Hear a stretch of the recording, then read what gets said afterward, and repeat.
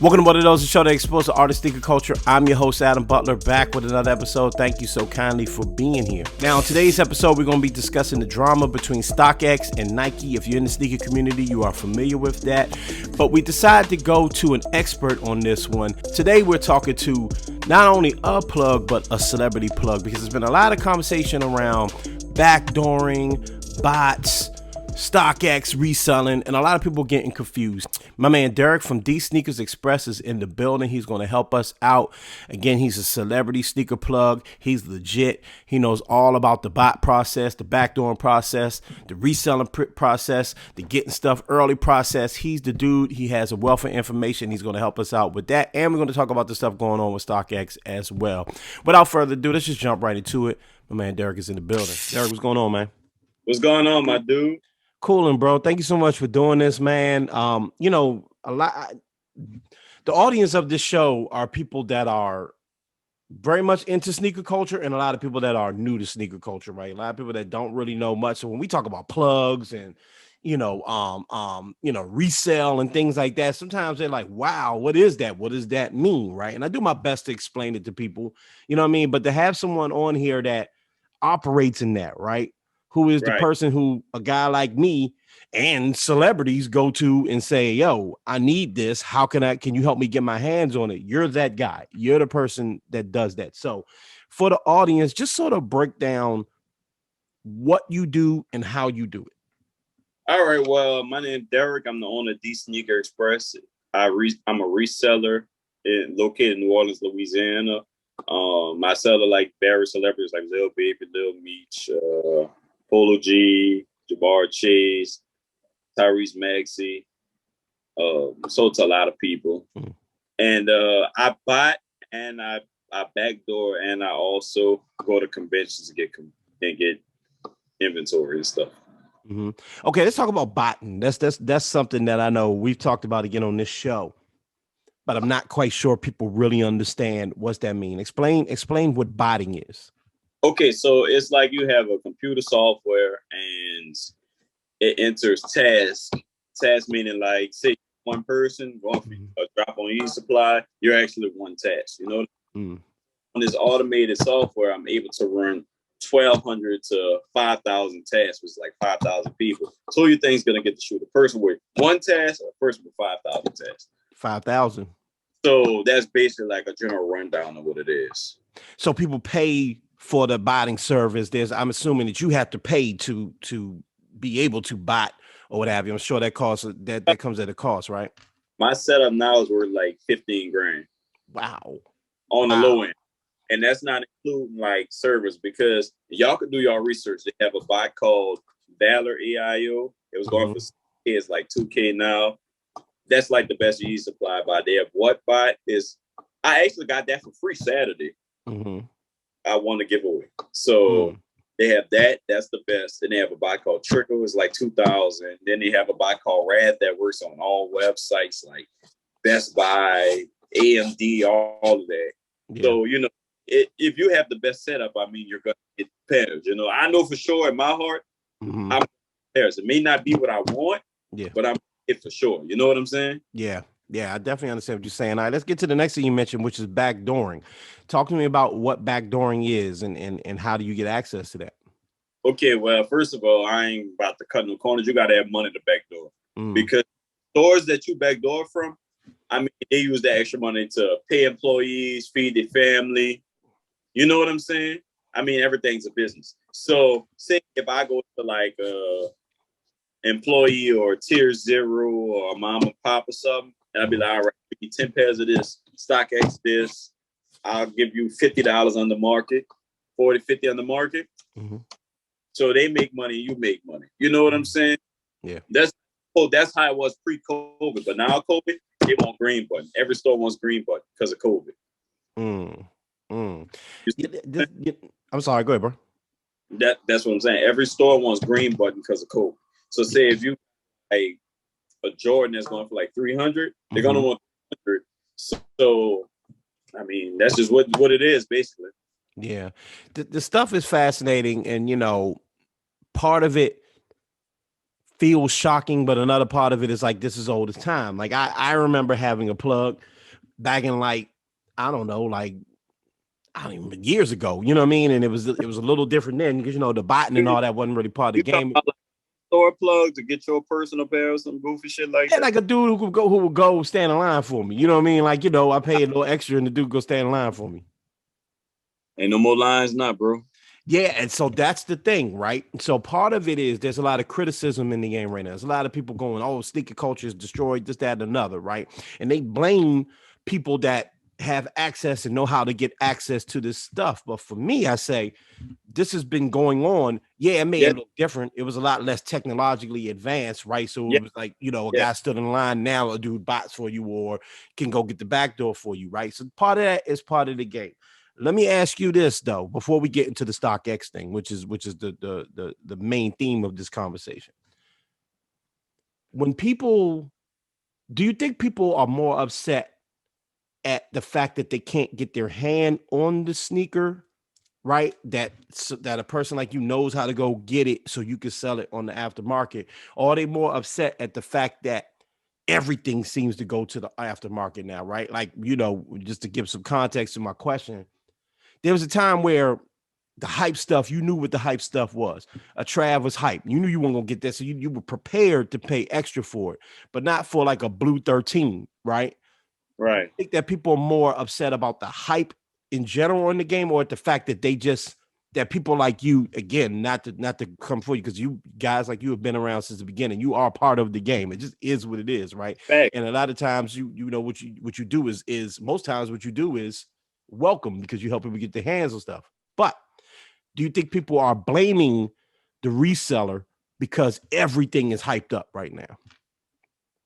I think it's a mixture of both. Mm-hmm.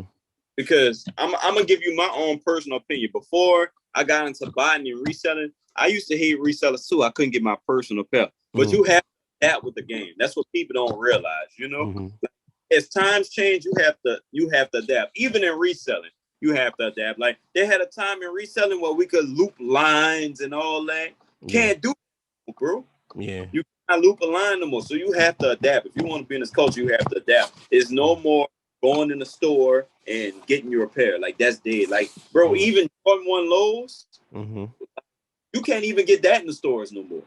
Yeah. Like they stock on Nike.com. Trust me, because I like every time they restock on Nike, I buy them and I get like 3 to 5 pairs of drop. You know what I'm saying? Yeah. So even little stuff like that, you don't even have access to. So, but I understand where the consumer coming from, because I was a regular consumer at a point too. Yeah. But now full on reseller, I see like, okay, well, we have to sell it for this because we going through this, that, and the third. Right. We got with BS. We have to pay market, so we have to sell it over market. I understand now, Yeah. Like, I'm sorry, people don't really look at both sides of the spectrum. If you get what I'm saying. Like, they just look at it like, oh, y'all are killing the sneaker culture, and sneaker culture been killed, honestly. If you really want me to be real with you. Let's be real. Let's be real. Tell me why you believe that. Because, bro, like you said, this has been going on for years. And, bro, the worst sneaker release I ever been a part of was a Jordan 11 Concord in 2011. That's started, bro. Because everybody was outside. I don't know how it was from where you was at, but we were at one mall, and everybody was outside, just swarmed. So they broke the door, getting in. So I'm like, damn, the hype on these. And then the Galaxies came out, and then LeBron had his hype, and everything was just building. And remember, Kobe had the prelude pack? Yeah. Dad, and like, look at the time. Then Kanye signed with Adidas. Yeah. Boom. And now we at where we at, the Virgil Off-Whites. So it's always going to be extra steps to lead to it now. But it's more messed up now because, I mean, y'all favorite app. Y'all favorite messed it up. We're really being honest with you. Yeah. Because before y'all favorite app, no one had a cap on what they could sell it for. Whoever had to shoot first set the market. Am I right? Yeah. Yes. 100% right. 100% right. Yeah. First set the market. So say if we had a tax of 12 and retail on it was 180, all right, well, I'm gonna just sell it for 250. Boom, 250 was where everybody was at. You know what I'm saying? Now, your favorite app, all right, we got this Yeezy. All right, we're gonna monopolize the market today. We're gonna sell it for 300 today. We're gonna let it to 260 one day, and we'll bump it back up to 350. Yeah, And, yeah. You know, I'll go for it, bro. Sorry. All right, and this is another thing. People don't understand basic economics is supply and demand. When the supply doesn't reach the demand, everything's gonna shoot up. You know what I mean? Like, let's talk about what shoe can I use? I'm gonna talk about the slides today. Okay. I bought the slides. I hit a couple of pairs.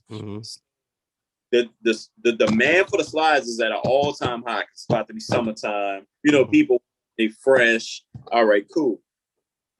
But the supply doesn't meet that. So the price of them is always going to go up. Even though they restock slides, the resale value will always be, you know, comfortable. You know what I'm saying? Yeah, I definitely understand that.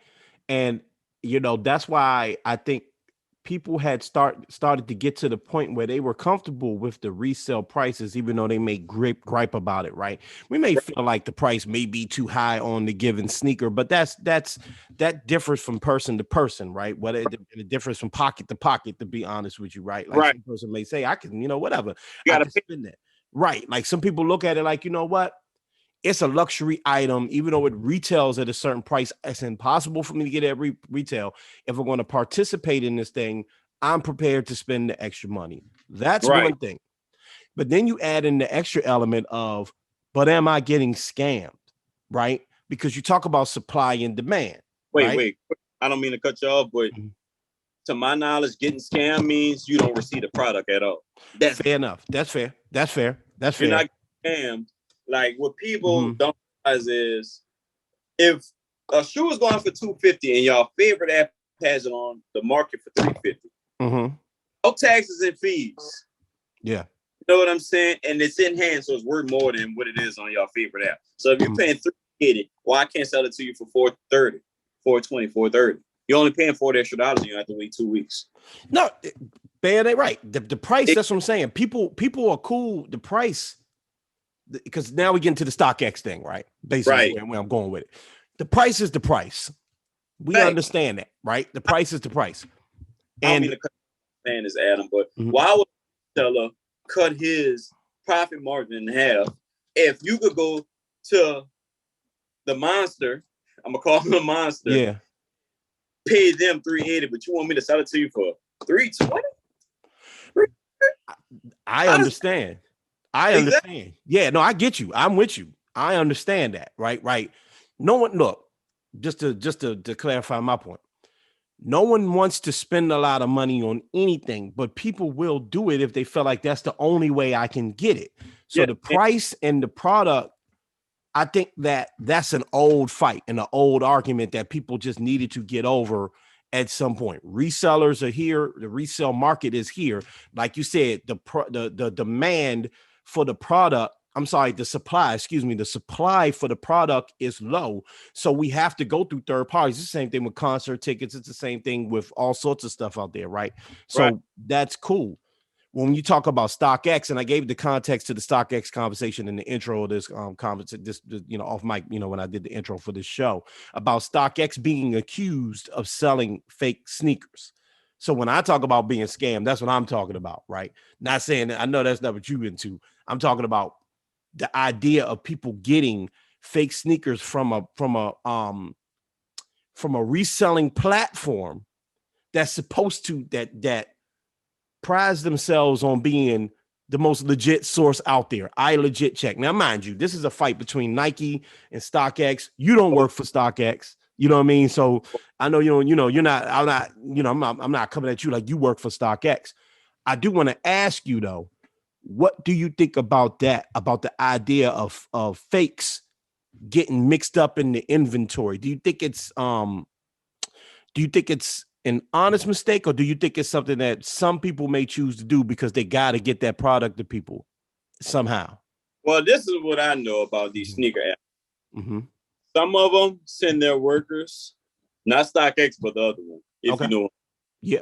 Send their workers to conventions to buy inventory so they could do their one-day shipping.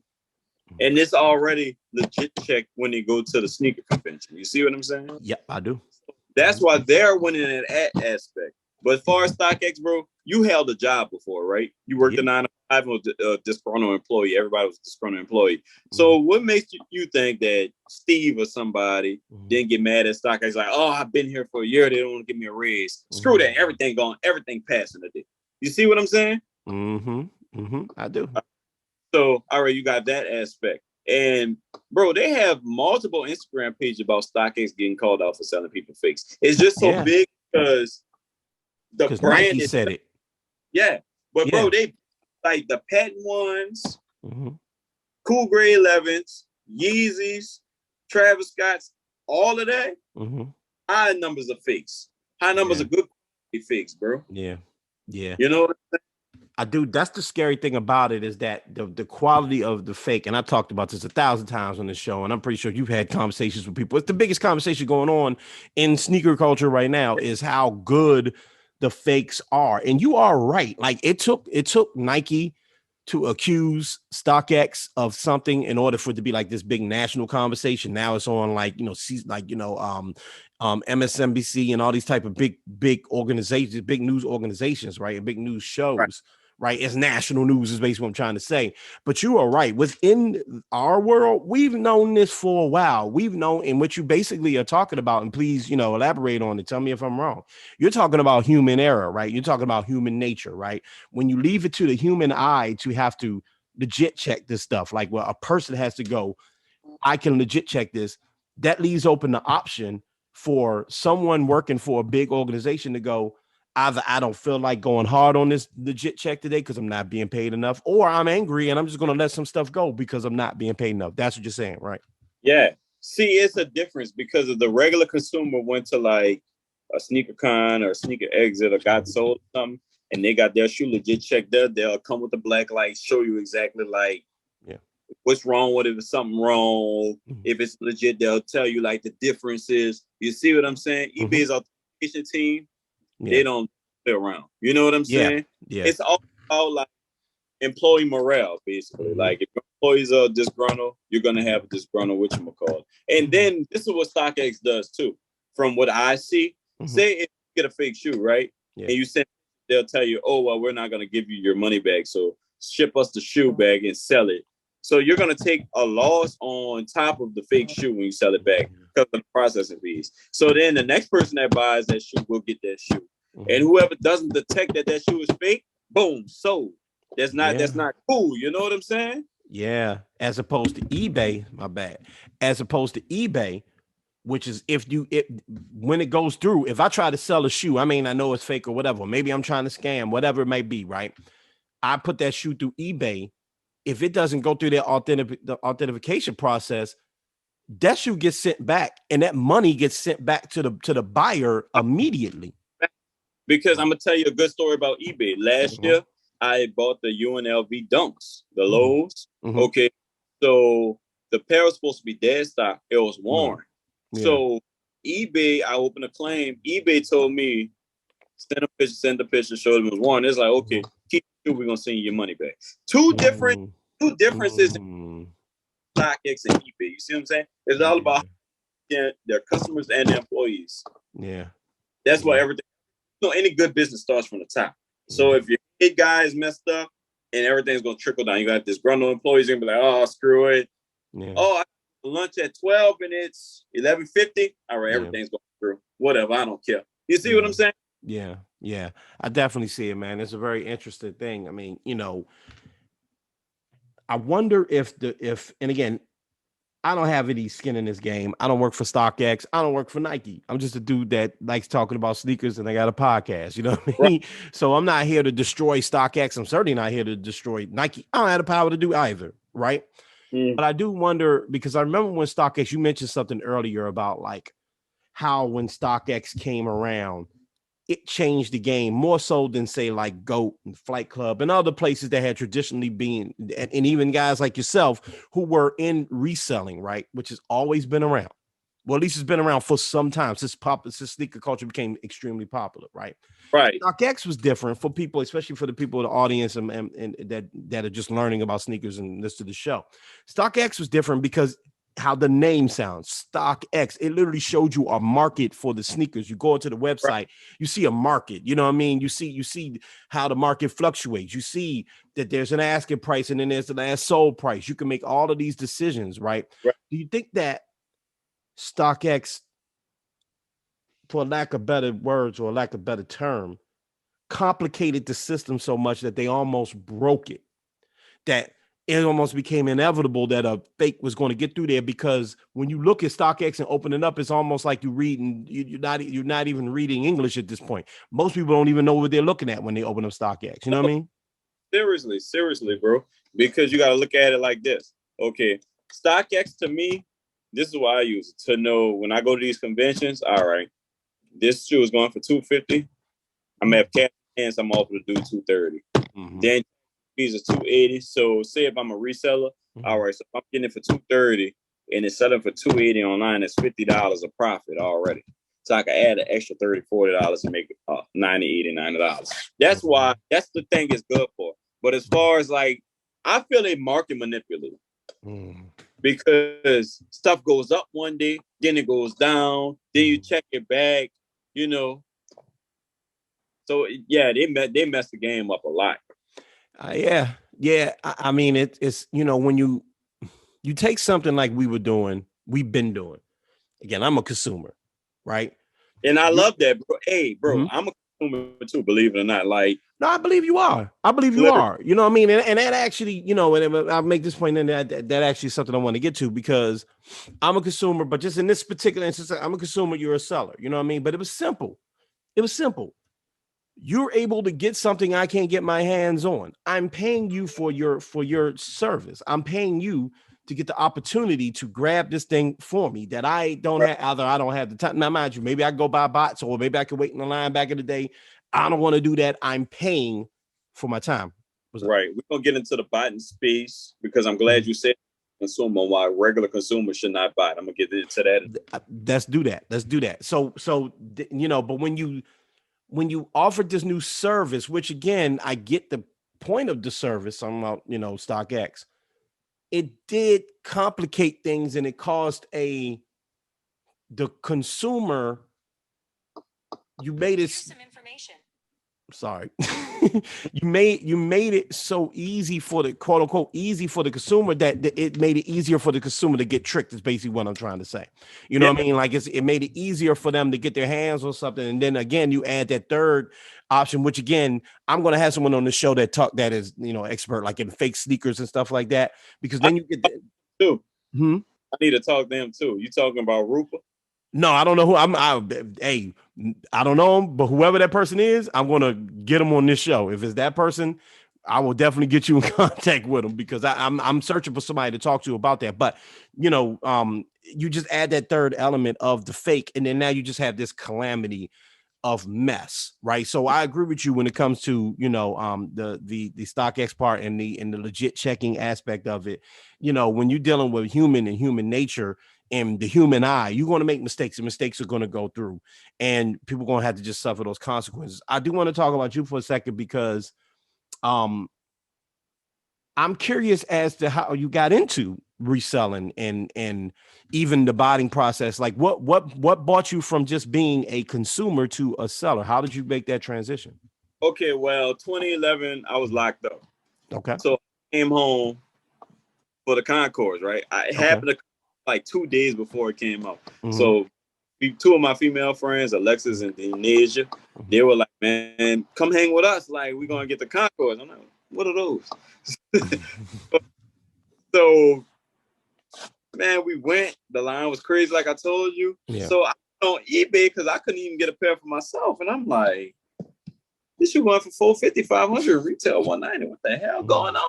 But it wasn't that easy to get pairs like that. Right. Like now, it's not easy for the consumer, but it's more accessible, if you get what I'm saying, as opposed to back then. Yeah. Because back then we had no StockX. Sneaker conventions were slowly coming around. So it wasn't like to the speed it was now, because like now you have a sneaker convention every week, local, big, whatever. All right. So from then, I went to doing my research. I went to school in California, like 2012. I went to San Diego Miramar for JUCO. So I met a lot of Kobe collectors. Yeah. So the Kobe's, LeBron's, all that. Moved back to New Orleans. So I can say around 2016, 2017, I went to buying, collecting. So 2018, some old friends were hating on me and broke in my house and stole my shoes. Right. So I can talk about it. You know, it's not a space. That's what made me go so hard now. So I want to buy all that back. Yeah. So, bro, I went to reselling, like flipping an extra pair here, there. Yeah. So for the obsidian blue ones, right? I had 23 pairs, bro, local. I'm talking about looping the lines. I spent my whole refund. Bro, when I tell you I made $2,300 in a day. Wow. So I'm like, damn, this shit really a career. I wasn't in the button space then, okay? Yeah. So I was just local looping, doing my little thing back then. So the pandemic came. All right. So I'm like, damn, how I'm gonna get shoes now? So it's a fire red fives, bro. I'll never forget this. I'm like, I'm gonna try this button hype. Yeah. So it was my first time I rented like this bike called Project Destroyer. It's inoperable now because I mean the button space got so big to it weeded out all the weaker bots. Okay. So no shame to Project Destroyer. You did the very first bot I used. I love you for that. So the drop on Foot Locker was at 9 o'clock. Keep in mind on one card, right? So, bro, I'm talking about I went run profile and hit 5 picks. I had to stop. I only needed 9.5. So then I started, I'm like, damn, this shit really hit. Yeah. So I kept going and going and going, doing my research on the bot scene, saying what's good on Yeezy Supply, what's good on Foot Sites, what's going on DSG, what's going on Shopify. And 2021, I was just like, all right, my credit got in the 700s. I'm going to take it to the next level. Okay, so I got a business, business funding and stuff. Shout out to Jordan Nash, business funded.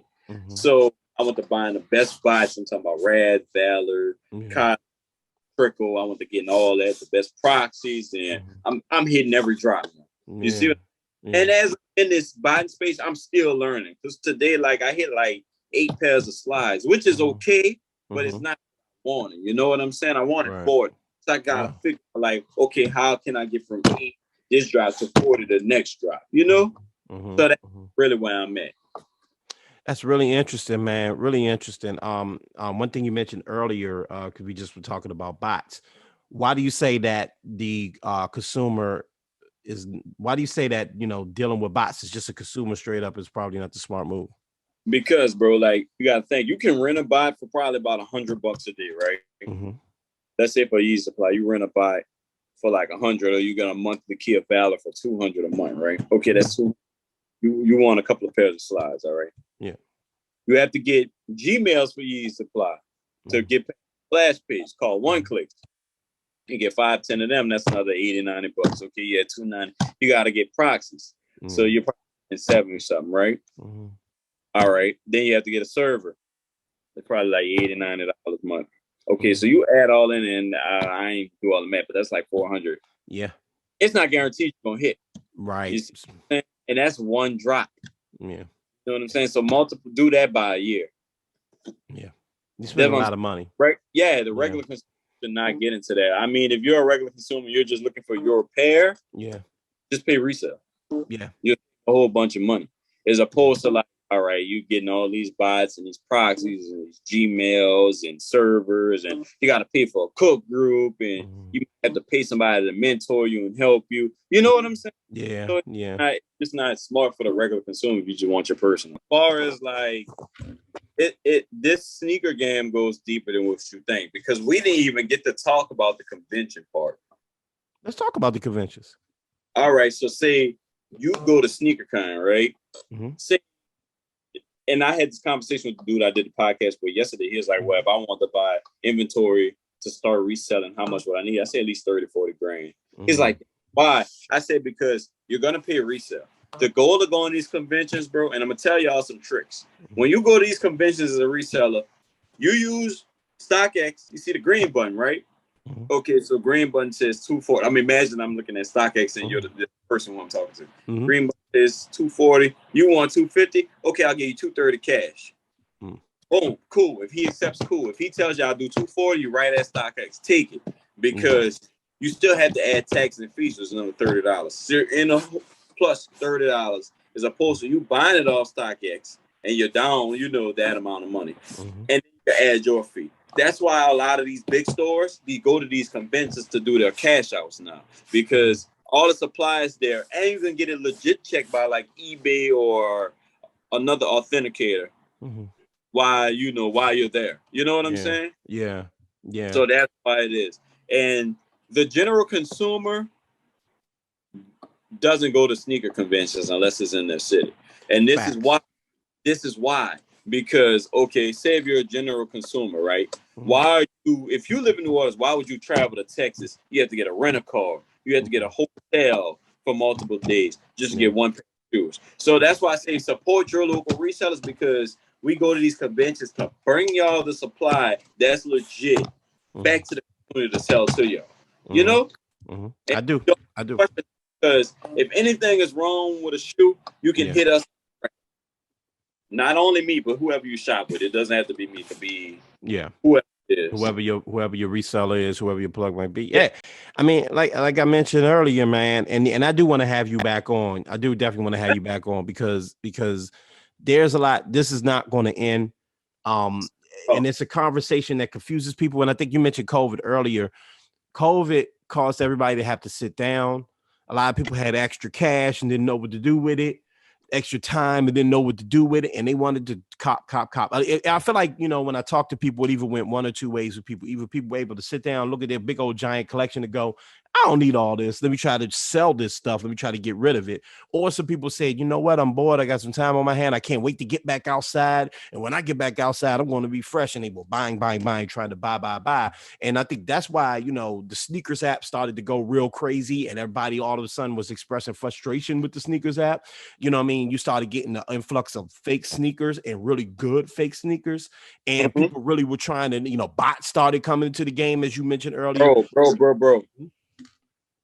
Is glad you said bots started coming, bro. If I learned how to buy pre-COVID, from what I heard, they said it wasn't this crazy pre-COVID. They said websites did not shut down. The websites didn't have all this buy protection. Bro, if I'd have did what I know now, we'd be having a bigger conversation. For sure.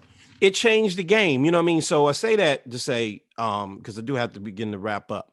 That's cool. Yeah, and bro, again, I really appreciate talking to you because we have to talk again, because this conversation is going to continue. You know what I mean? And I think it's a lot of people can learn, and learn about things they can do and shouldn't do. You know what I mean? If you want to collect, and I think that's the way to look at it. Like, if you want to really collect and you really are in the sneakers, you really just trying to get your hands on stuff, there's a safe way to do it.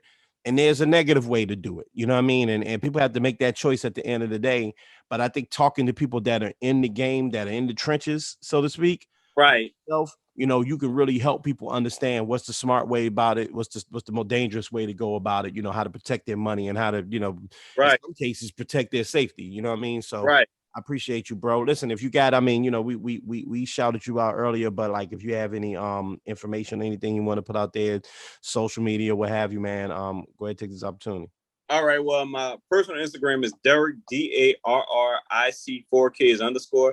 My business Instagram is DSneakerExpress. I'm accessible on both of them.